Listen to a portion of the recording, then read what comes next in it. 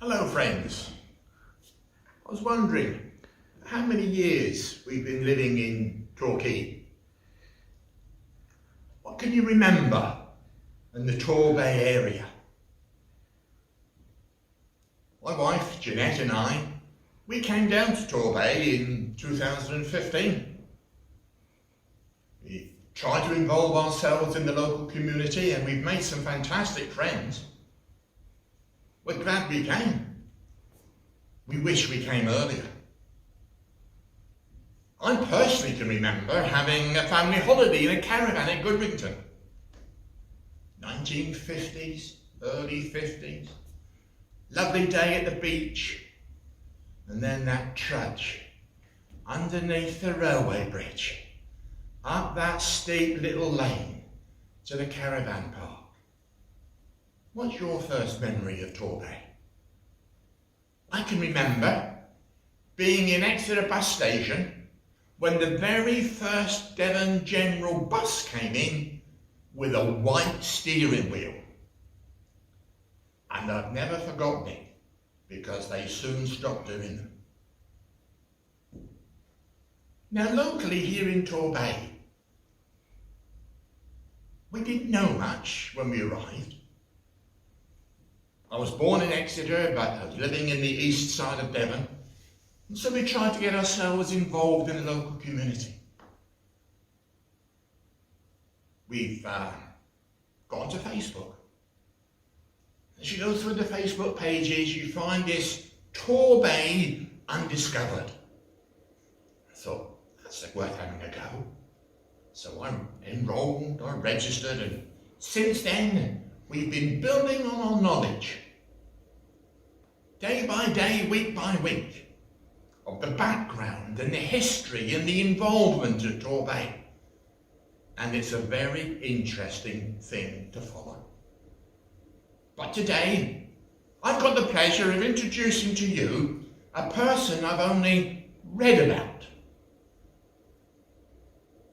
Kevin Dixon, along with others, is involved in this Torbay Undiscovered. And friends, if you want to learn more about Torbay, get on Facebook.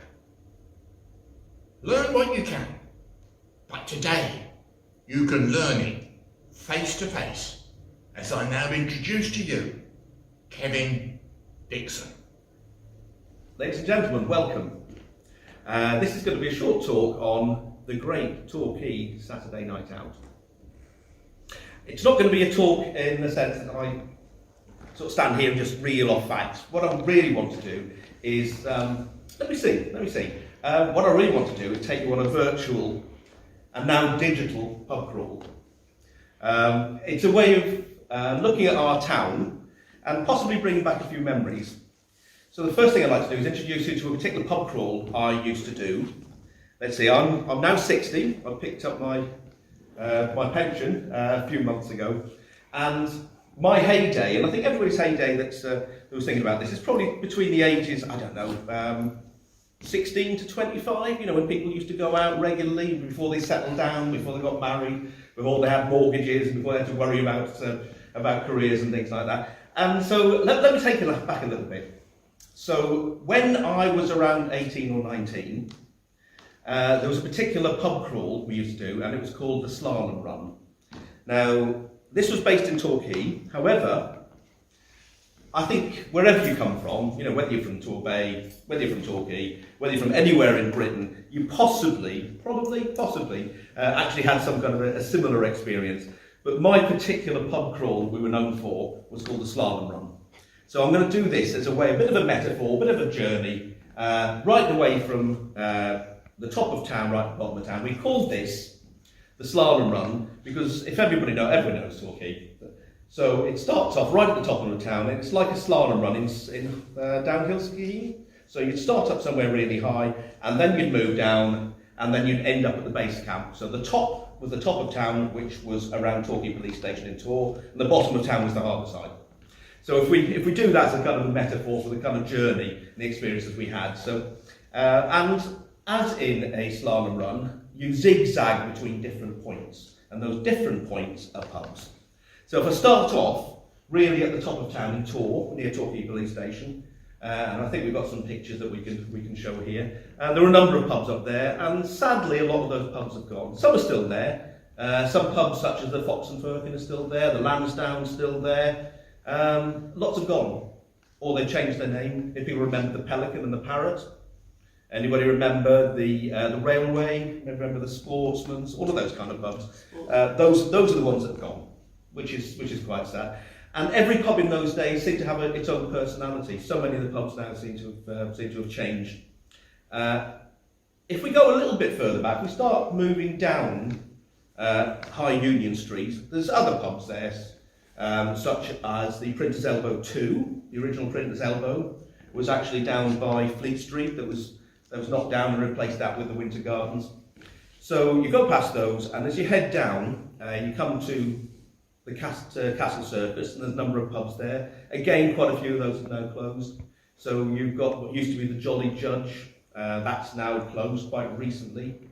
That was actually opened up opposite the old Magistrates Court. The idea there was that the sort of quite affluent solicitors would actually go and have lunches there. That never happened. What tended to happen was a lot of their clients went in there.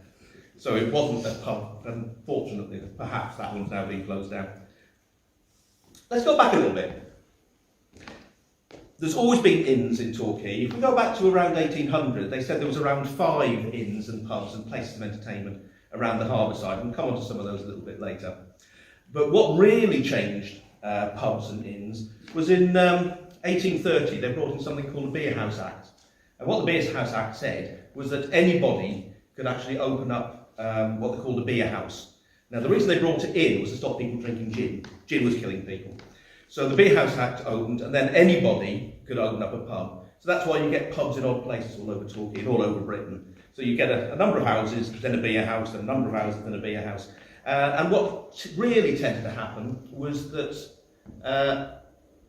the man of the house would go out to work, and the wife would actually brew a few kegs of beer or cider, and they sort of serve like that. Now that exploded the numbers of pubs in Britain.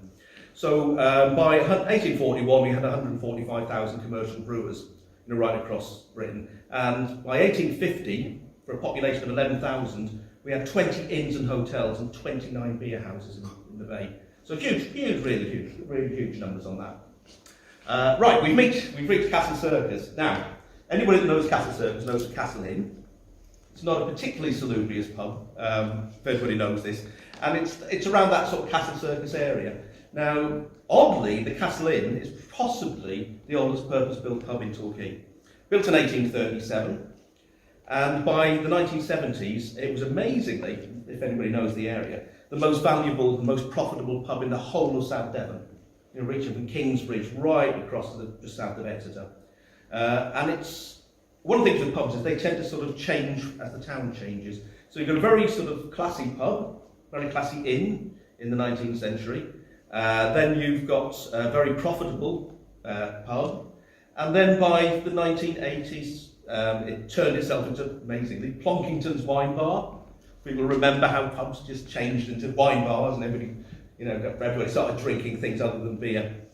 By 1992, it was called a drug-troubled pub, and it shut down for a number of years. And that's an interesting thing about Castle Circus. And if I can extend the metaphor a little, personally, let's extend that metaphor of walking down through as a journey.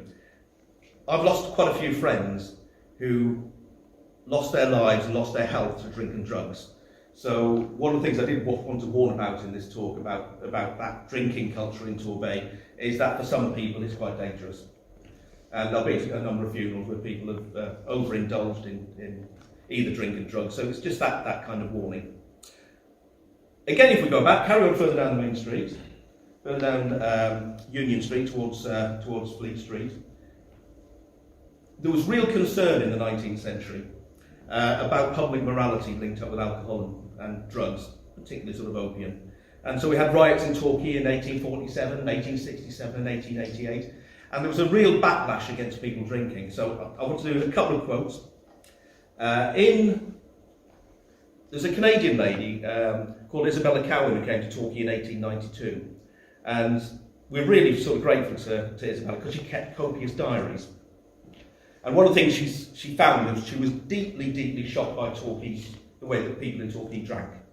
And a quote from her diary says here that men and women whose bleary eyes and blotched complexion betray their liking for the inebriating cup is everywhere. Intemperance is too common a vice and too fruitful a misery, both here to be made light of. As long as an Englishman can keep him on his feet, he is considered quite respectable. So there's real sort of backlash. And because of that backlash, in 1843 there was a temperance society set up in Torquay, which brought all together the sort of Christian organisations, temperance societies. And in the 1870s, 5 British workmen's public houses were set up in Torquay, really to encourage people out of pubs. And a lot of the landscape in Torquay, a lot of the churches, a lot of the chapels were actually specifically built to try and take particularly working class people away from drink and the temptations of drink. Let's see a little bit further down. We're into sort of Lower Union Street now, and as our pub crawl continued, I think a lot of groups sort of split off into two.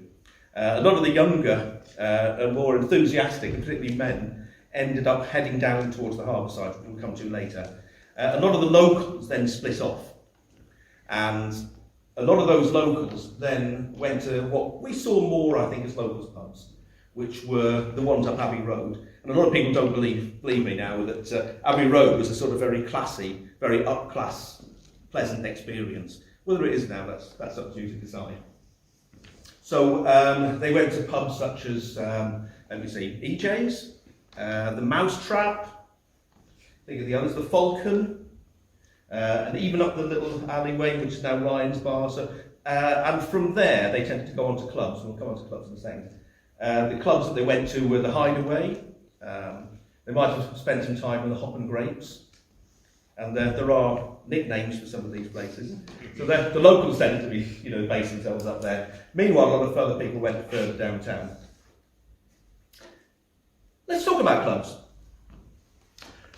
We used to have an awful lot of clubs, and people remember those clubs, and people were very sort of loyal to them. And I'll just read out a few. So I mentioned the Hideaway, Doodles, Claire's, the 400, Casa Marina, the Carlton, Mr. Matt's, I think that was up in Chelston, Shippy Manor, obviously up in Shippy, Zulu's, and people tend to remember their youth, partly from knowing some of those kind of pubs. Let's see, and then there was sort of these, we pretty much now reached the harbour side, and I said there's all of these pubs and all these clubs and things down there. And I'd like to sort of really, let me focus on, remember just one, because I think it shows the evolution of Torquay. In my day, when I was growing up, there was the Marine Spa, which was a swimming pool, and it was on Victorian baths. That was, and that lasted from 1857 to 1971. What replaced it after a period of dereliction was a place called Coral Island, if anybody remembers Coral Island, which is a great sort of concrete, exciting, building. That lasted until 1988, and that became derelict, and it was finally demolished in 1997. That was replaced by Living Coasts, the Marine Aquarium, and that has closed down during COVID. What is going to replace that, we don't know, but I think it just sort of symbolises that. So what's happening now? In 1905, across Britain, there were 99,000 pubs. There's around 48,000 today. After COVID, I think we'll be losing a lot more. The reason for the decline in numbers of pubs across Britain, and particularly across Torquay, across my hometown, are a variety of reasons. The cost of drinks. I think if you go to London now, a pint of beer costs £5.19, the last time I looked. A lot of young people preload before they go out. So they drink half a bottle of vodka and then go out, so it makes life a bit chaotic on the harbour side. Health concerns, I think people are much more aware now of the damage that drinking too much, even in a party town such as Torquay. Home entertainment. People actually used to go to pubs to watch the television at one stage, to be entertained. Now we've got massive TVs in our lounges. Social media, people communicate through social media. People have less disposable income. The big pub chains have killed off an awful lot of the little pubs.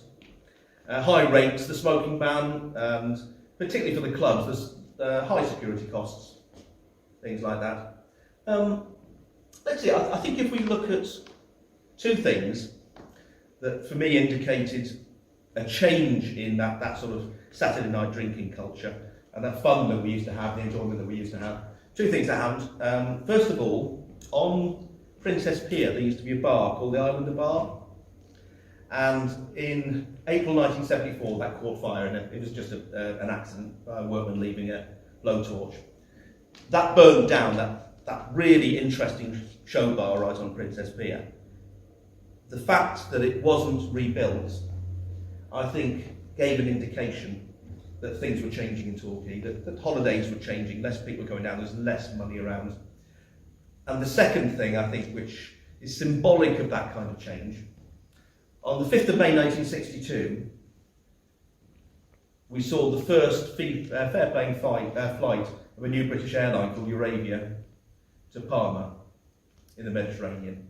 And that was the first major flight. Lakers and other airlines took that on. But I think that was the first time we sort of suddenly realised that the tourists may not be coming in the same numbers with the same amount of purchasing money.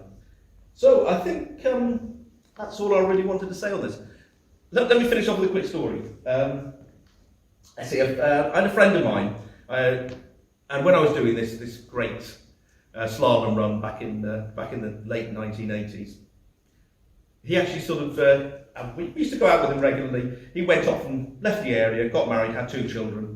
And then a couple of years ago, he phoned me up and said the kids had left home. He was no longer with his wife. And he said, Kevin, let's go and do it again. Let's go and do this slalom run again. And I said, Rob, do you really, really want to do this? And he said, yes. He says, all the pubs are there. And I said, well, what pubs, Rob? And so we go to the railway. I said, sorry, mate, that's shut down. Pelican, shut down. One's downtown, no, block of flats. We went through all these lists. I said, well, let's still go out anyway. And he said, we can still do the same run. And I said to him, Rob, do you remember when we were 18? He said, yes. I said, we used to sit in pubs and there was always 2 old men in the corner.